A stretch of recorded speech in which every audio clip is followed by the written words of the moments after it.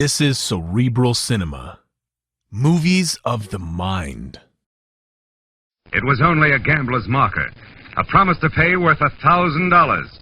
And I was hired to find it, which sounded easy, until I realized that it meant the whole future to two men, freedom to a third, and death to the girl in the cottage. From the pen of Raymond Chandler, outstanding author of crime fiction, comes his most famous character in The Adventures of Philip Marlowe.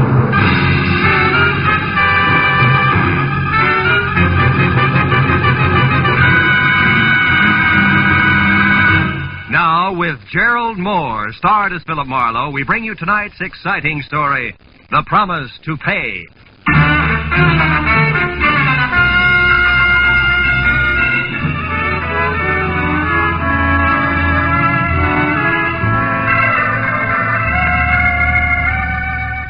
It started over a bottle of port at 5 o'clock in the afternoon, when Mama Nodella, a proud old lady who ran a restaurant, bet me I couldn't prepare a dish of chicken cacciatore. I never pass up a bet. So at 5:30, I picked up a can of chicken, and at 6 had gone to work on it. At 7:15, everything was ready for the pan, and my enthusiasm was at a high ebb, until the telephone rang. And what I thought was a check call from Mama Nodella turned out instead to be Garfield Randall. He was a used-to-be client, who at 32 was currently setting the L.A. business world on its ear. Say, hello, did you see the article about me in this morning's paper? Young Randall, probably next head of Continental Land and Trust? Yes, that's it. Chairman of the board, isn't it, Gar? Yes. Job I've been after for 2 years. So? Well, it's a job that'll go to somebody else at noon tomorrow, Phil. Unless you can get me out of a nasty mess I'm in. What's her name? Terry How did you know it was a woman? It's a trade secret. What do you want me to do?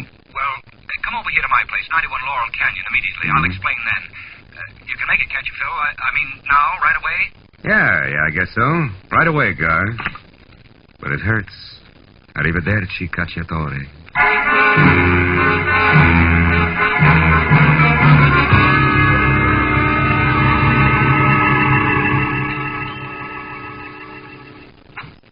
Oh, come in, Marlowe, quickly. I'm due there at 8, and it's almost that now. Small point, Gar, but just where is there? Oh, Terry Dodge's cottage over in the valley, 3840 Sunset Drive. Just beyond Arthur Murray's place on Ventura. I'm expected because the lady wants $20,000 to keep her mouth shut. About what? The fact that a few days ago, an innocent evening with some new friends ended up with me gambling and losing $1,000 at Paul Naylor's club on Lancashire Boulevard, also in the valley, 3100 North. I didn't have the cash on me, so he took my IOU. Your marker would interest who in particular? Only the entire board of directors of Continental Land and Trust. They feel their executives should be above that sort of thing, even once in a while. Mm-hmm.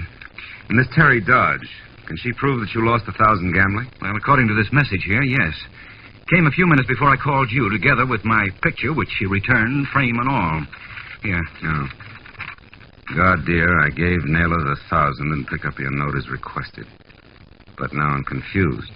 Do I give it back to you or submit it to your board of directors tomorrow? Oh, by the way, the chinchilla we saw last week is on sale. I hear only $20,000 if bought right away. Probably cost more tomorrow. See what I mean? Yeah. Drop around and see me at 8 tonight, will you? I'd like your advice on the matter. Much love, Terry. P.S. Don't worry about the safety of the note, darling. I have the perfect hiding place for it. Tender, huh? Tell me, Gar, how close were you and this vampire? Oh, we went together for about a year, but it was getting cold. Because you've been on the way up? Because she's been on the way down, Marlowe. Why'd you give her the money to deliver in the first place? Well, you see, Phil, I couldn't afford to go near a gambler like Paul Naylor once I'd been nominated for the chairmanship. Of course, I didn't suspect for a minute that Terry would do anything like this. So when I didn't hear from Terry by 6, I called Naylor. He told me that she had already delivered the money, but he also told me that she'd burned the note in front of him at his suggestion. Which might mean that Terry Dodge is just bluffing, you know. Yes, or that Paul Naylor is just lying. Your job, Phil, is to find out the truth as soon as possible. And if I do and the note does exist, what then, Guy?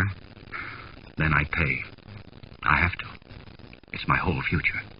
Yeah. Call you in an hour, Gar, from the valley.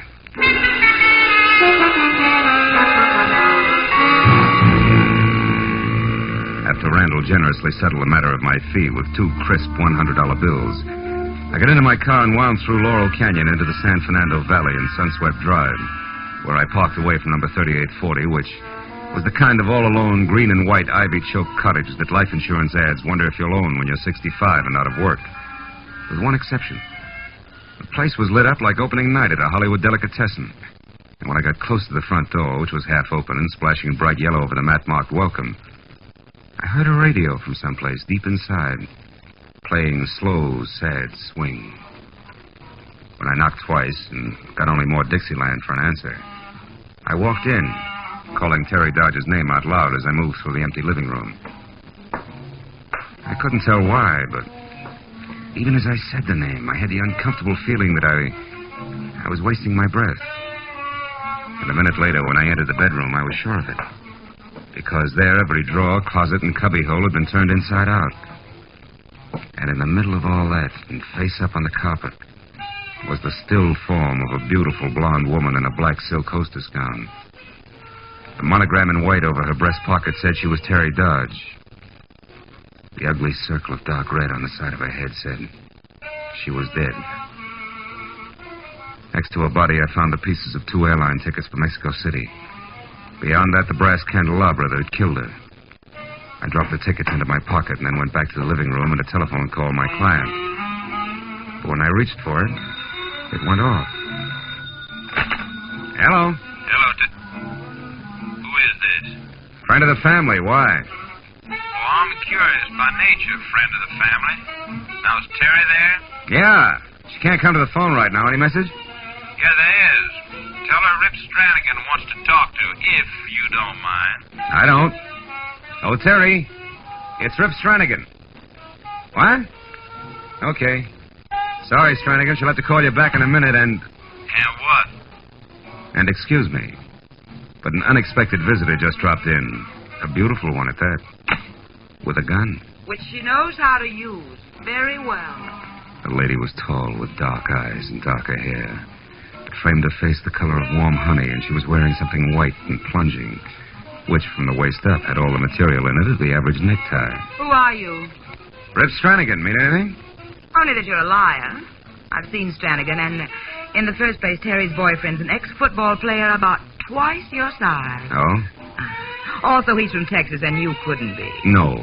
And just between us, you're much better looking. So once more, who are you? Little Boy Blue, who are you? Me?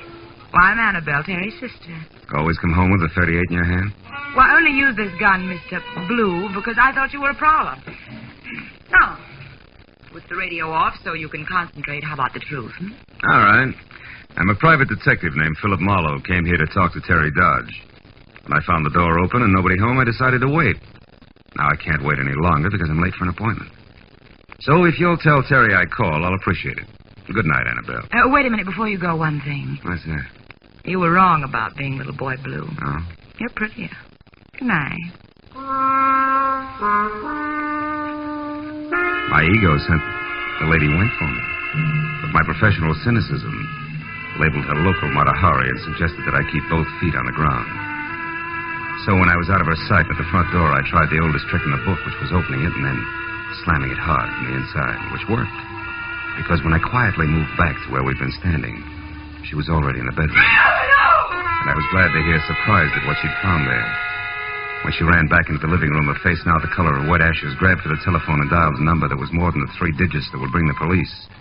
Hello? I was close enough to hear what she This said. is Maxine. She's dead.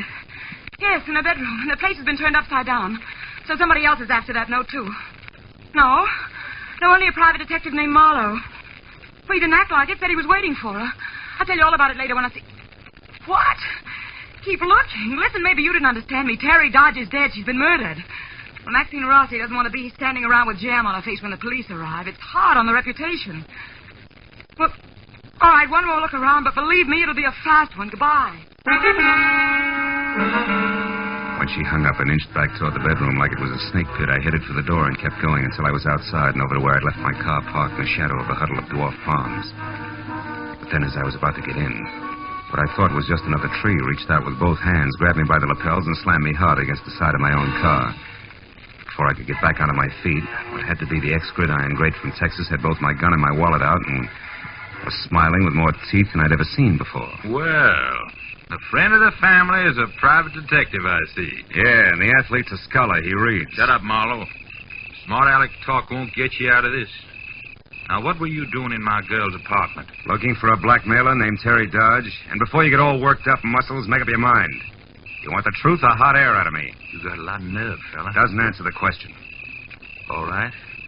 I'll take the truth. But if it's anything but that, I'll break you in two. Now start talking. Why'd you call Terry a blackmailer? Because until tonight she was up to a mascara and a deal that called for a man named Garfield Randall to pay her $20,000 to keep his future intact. I don't believe you. I never heard her speak that name. Proves the point, Stranigan. They've been going together off and on for a year now. What? Why, just last night Terry told me that she didn't even want to see any other man. And as of last night, that might have been the truth. Because a few hours ago, this Randall got his framed picture back from her with interest. The demand for the $20,000? The same. Stranigan, what would you say if I told you Terry Dodge has been murdered? No, Marlowe! You're lying! Flanagan, let go of my throat. Lying! No, do you hear? Let go. Let go. I'm sorry, fella. Do you have any idea who did it? Yeah, but there's still a little groundwork to be done before I go to the police. You mean nobody knows about this yet? Outside of a girl named Maxine Rossi, someone she talked to on the telephone, and the murderer, no. Now tell me, Stranigan, did you ever hear Terry speak of either this Rossi girl or a gambling note that a guy named Paul Naylor held? No, I didn't, Marlowe. But where do those two fit in? That, Stranigan, comes under the heading of groundwork. Now, if you can keep all this under your sombrero until you hear from me again, I'll take my gun and wallet and get going. What do you say? I say yes. On one condition, Marlowe. When you do get to the killer, I'll get first crack at him. Fair enough. Now, where can I reach you? 4812 North Ogden Drive. You think you'll need any help? I don't know. Paul Naylor's my next stop, and according to the talk downtown, he's a hard man to get next to. I'll call you later.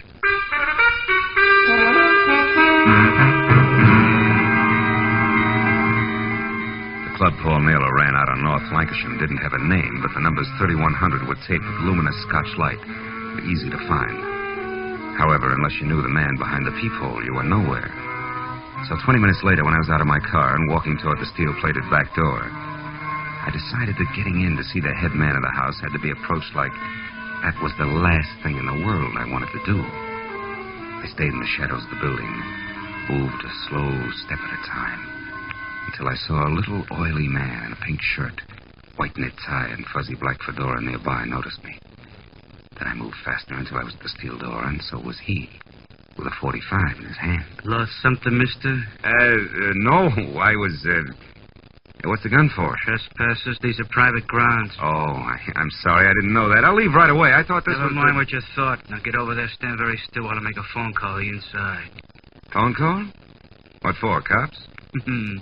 No, stupid. The gentleman who lives here, Mr. Paul Naylor. I think he'd like to talk to you while you can still talk.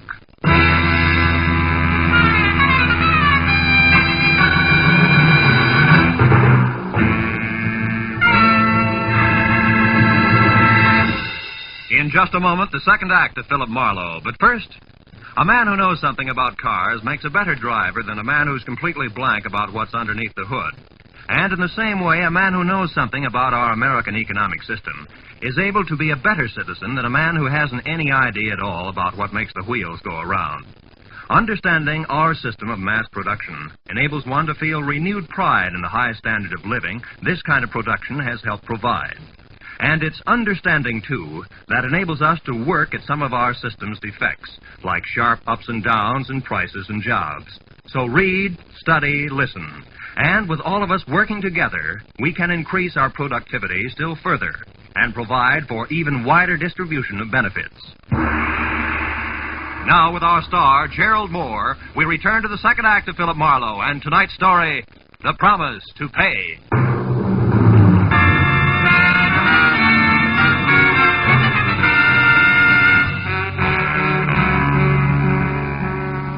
The oily little man in the pink silk shirt spoke briefly into the phone.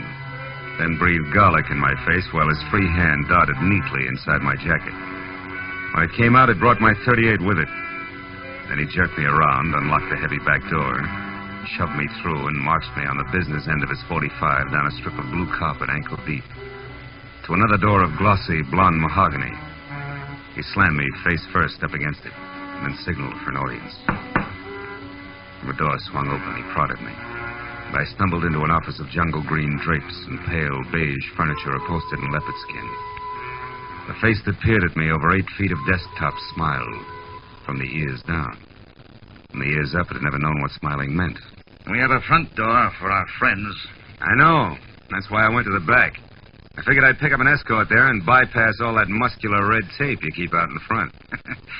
Maybe that's smart figuring, maybe not. Depends. What do you want? Call you a liar, Naylor. Oh! Mind your manners, stupid. You're way out of line. You're building up quite an account, Oily. You take some long chances, mister. What's your name? Marlowe. I still want to know why you lied to a friend of mine about burning his marker. Marlowe, huh? Wait outside, Quincy. I'll call you. Okay, Mr. Miller. All right, Marlowe. So you're Randall's boy, right? I've talked to him. When Randall called you, you told him that his girl, Terry Dodge, had delivered the money okay, but that you saw her burn his marker. That's what I thought I saw at the time. What'd you really see? She put the marker in her purse and started out of here, but I called her back and told her to burn it. Why? Because I don't like my name floating around Marlowe, especially now, with things tightened up like they are. So she went over to the fireplace there and burned a piece of paper. But it wasn't the note, huh? Right boy. That call from Randall gave me ideas. I checked the pieces left in the fireplace, and they weren't even the same kind of paper as the marker. So somebody's shooting an angle, Marlowe, one with my name on it. I don't like that. I suppose you got the marker back all right. Not yet. However, I intend to. Mm-hmm. But on your first try, you got too rough too fast. And killed Terry before she'd talk, is that it? You know, if I were you, I'd bite my tongue off before I'd say a thing like that. Even joking. Who's joking? Girl's been murdered your way. Smart people die every day. Lots of ways. Yes. Well, thanks for the information. Good night. Sit down. Wait a minute, Naylor. The interview's over. Not quite. What's Randall steamed up about? Blackmail, which puts you both in the same boat. If I get the marker to protect him, I have to protect you at the same time for no extra charge. Let's be sensible. Sensible? Okay. Quincy? Yeah, Mr. Naylor? Going out. Sit on Marlowe here. Real hard if necessary. Till I get back. Sure. It'll be a pleasure, won't it, Mr. Marlowe?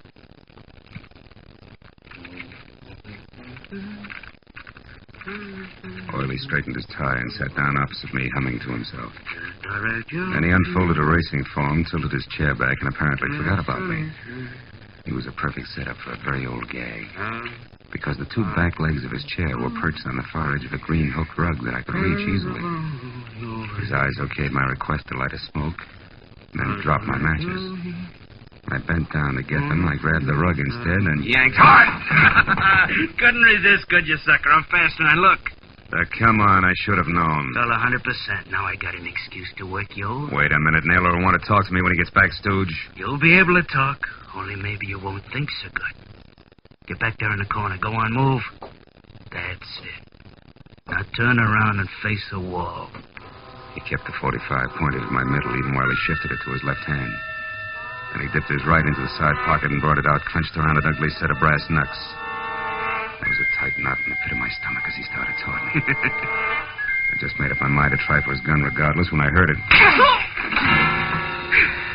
When I turned and looked, Oily was sprawled face down on the floor and sprinkled with chunks of shattered crockery, and standing over him like a victorious gladiator was Maxine Rossi. Marlowe, I came as soon as I found out you were in here. He is so vicious, this Quincy. Not at the moment, baby, thanks to you. But I don't get it. There's no time for talk now. Come to the roulette table as soon as you can. Hurry, darling. I watched her slip through a side door. Then rolled Quincy over, got my gun back in its holster, and all of 7 seconds later went out through the same side door. It opened into a lush room, 50 by 50, checkerboarded with people bunched around evenly spaced gaming tables. I moved toward the click of a roulette wheel and found Maxine there throwing blue chips around, with a subtle recklessness that meant she had a fortune to squander or that she was a shill for Naylor. How's your luck, baby? Still holding? Uh-huh. It is so far. But it may change any instant now. Yeah, well, I guess it's my turn then. Come on, I'll pick up some chips. 10 black. Marlowe, we got to get you out of here. You work for Naylor, don't you, Maxie? Yes, but not like I work for you, Marlowe. Oh? He sent you up to Terry Dodge's place tonight. Find out what she wanted with that marker. And it was Naylor you called when you found Terry's body, huh? Yeah. He just left Marlowe not a minute ago. 50-00. Where was he headed? I don't know, but one of those scraps of paper that wasn't burned in the fireplace. There was a telephone number of a travel agency on it. He had that with him. A travel agency? Yeah. That might be the one shot I need. Listen, Maxie, Uh-oh. The boys have got me pegged. They're moving in. I was afraid of this. Wait till the lights go out, darling, and then run for it. The lights? Baby, I love you. What about you, Maxie? Don't worry, my father was a longshoreman in San Francisco. I'll know how to get it. She walked slowly as far as the back corridor, then started to run, and as the two gorillas angled toward the room toward me, I pretended to study the odds on the crap table while I edged for the door. They were almost up to me when the room went suddenly black. And a girl, Maxie. I ducked low and belted for the front entrance, all stops open. And a few seconds later, I was outside. I put 50 yards between me and the front porch before I so much as slowed down. When I did, I saw something else. Paul Naylor himself across the street just getting into his car. I pulled my gun out and ran for him. Hey, Naylor! Marlowe, how did you get... Say, what's going on? I want that phone number you got in your pocket. Phone number? I don't know what you're talking about. That's too bad because I don't have time to explain.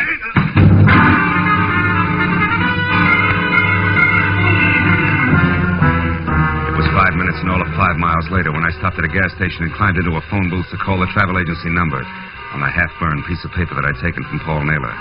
I was sure now that at least I'd get an answer to fit the 2 airline tickets to Mexico City.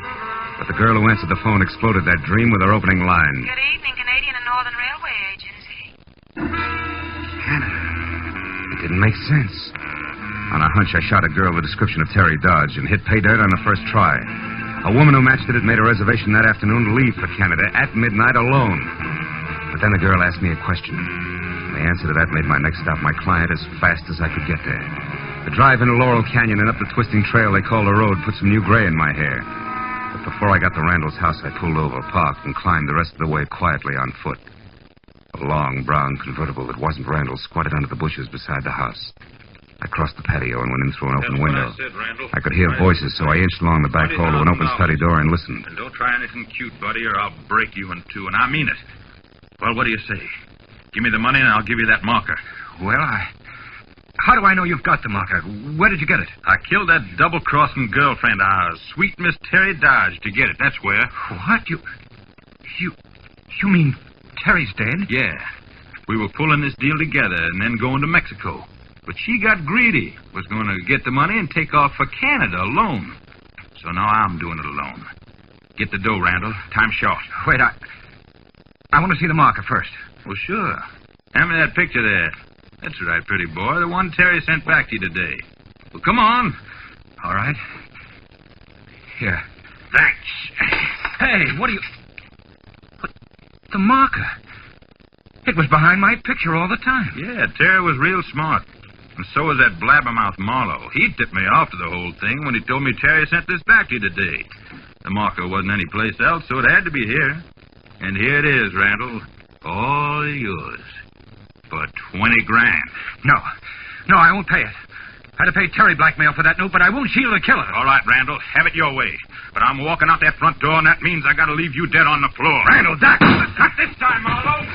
Oh, Marlowe, that was awfully close. Never mind that. Come on, let's get him. Oh, you missed him. Yeah, stay here. I'll get him. Oh, my car. I left it halfway down the hill. He'll be 10 miles away the way he's driving before I can get to it. Well, he's got to be good to drive those roads that fast. Phil. He went over. He was going too fast to get around your car. He went over. Yeah. And if anybody ever had it coming, it was Rip Stranigan. All American.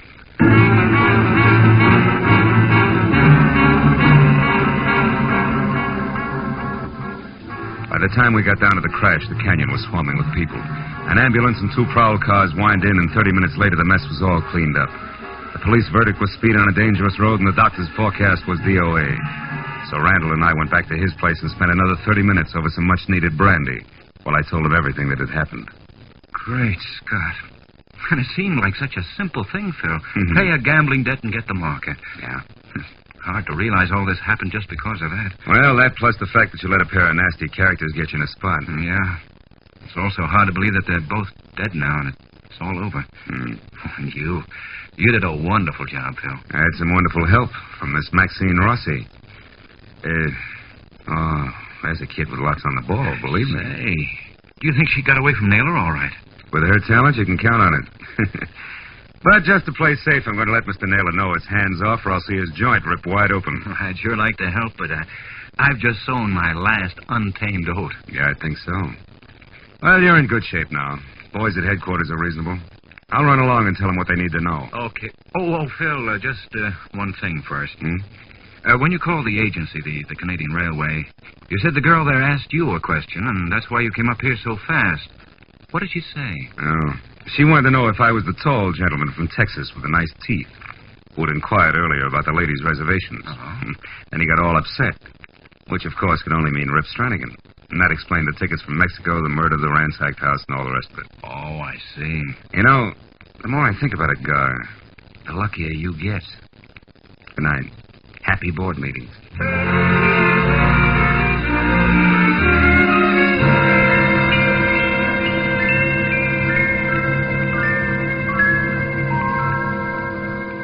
It was 2 o'clock in the morning. And the thought of my kitchen littered with dead chicken, raw rice, and the jumble of spices practically turned my stomach until I opened my apartment door. And then, one step at a time, I got it. The delicious odor of chicken, gacciatore, cooked to perfection. The sight of a gleaming table, set in candlelight. The sound of a cork being pulled from a bottle of wine. And all done in a fine Italian hand. The hand of a longshoreman's daughter from San Francisco. And then, a startling idea hit me. You know, if Maxine Rossi could only... But she can. You know this is dangerous? Oh, brother.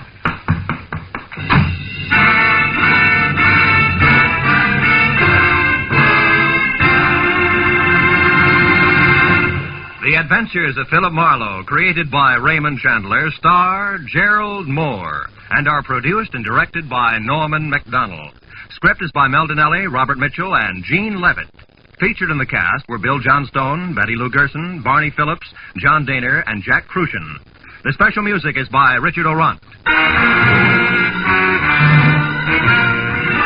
Be sure to be with us again next week when Philip Marlowe says...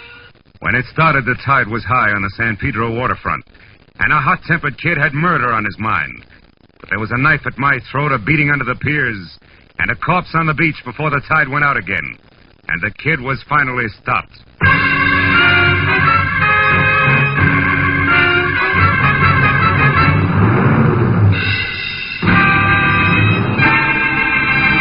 Cerebral Cinema hopes you have enjoyed this movie of the mind.